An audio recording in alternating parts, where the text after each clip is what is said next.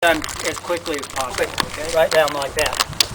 Like that. It's kind of fail safe is to take a knife. Say to yourself, I'm going to put this knife in its brain. And you just put it in there, bring it forward through its head right in the middle there, and that'll kill the fish too. Just a bit behind the eyes. Yeah. This is their anus or vent, and you'll put your knife in there, and you'll slit it up between the fins, all the way to right here behind the gills. Okay. Then I take my knife, and you'll notice their tongue. So I've separated their tongue from their jaw. Okay. And then I'm going to grab the tongue and just pull everything out. Okay. Gills, everything will come right out. Okay.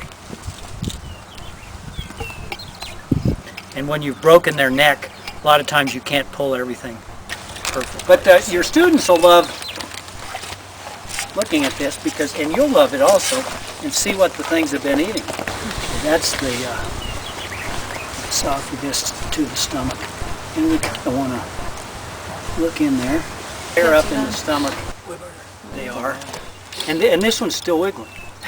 I mean, really, it takes a long time to digest those things.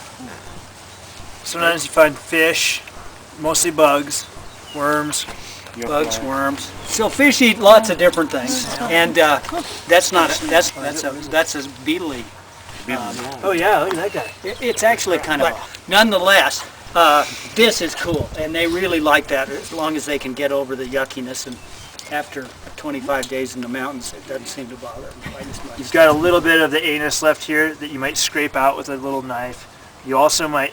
A fast way to get rid of this blood is sometimes you can just put your thumb in and run it along that backbone, and you'll move that blood so you can kind of just scrape it a little bit and get the rest of this out. And sometimes you can go back to the water source too and rinse the fish off at this point, and that actually gets some of this leftover little gunk out. But we obviously have a big consideration now, so we have a dead thing that we're thinking about eating, and it's got some leftover pieces, and it also smells really strongly to what animal?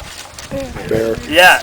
So what are we doing at NOLS right now about fish and bears? What do you do with all the guts that are left over and throw it back in the stream or the water source? It's one thing you can do. We threw them in the trees. They got pie in the trees. Throw them in the trees, dig cat holes. These are all pretty good answers. There's one consideration to throwing them back in the streams or water that's good to think about. If you're in a high mountain lake, that stuff breaks down pretty slowly. And so often you come to lakes and there's already fish guts laying in the water. It's not a bad thing in some ways because it reintroduces some nutrients, but it's also it's kind of like one of those things where you look at it and you say, oh, people were here and they killed fish. Throwing fish guts in the trees, like, where are you camping? Because they're like, you just put out a big flag. And so, especially in the Absarokas, I like to walk a ways to throw some fish guts. So that's one of the things that's I don't know what you do, George. I tend to put them in the heaviest bushes I can find where I don't expect anybody to camp or walk through because I don't want eyesores. The fish guts to me are eyesores. So I was in grizzly country.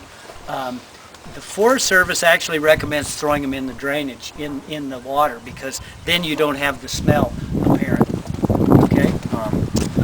So we have this fish now. We've killed it and we've figured out what to do with the guts. And then we want to eat this fish. What are some ways that you've cooked fish in the mountains, if you have, or had success? Smoke.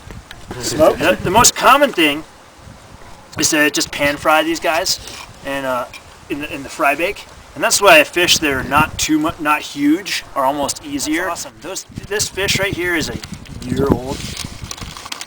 You know, it's not, there'll be more fish this size very quickly in a place that has natural reproduction. The pan frying these things, people do everything from putting, battering them, lightly battering them, getting a little flour, putting a little salt in it, laying them in it, and then putting that in the oil in the pan. Oftentimes too, just a little salt and pepper in oil.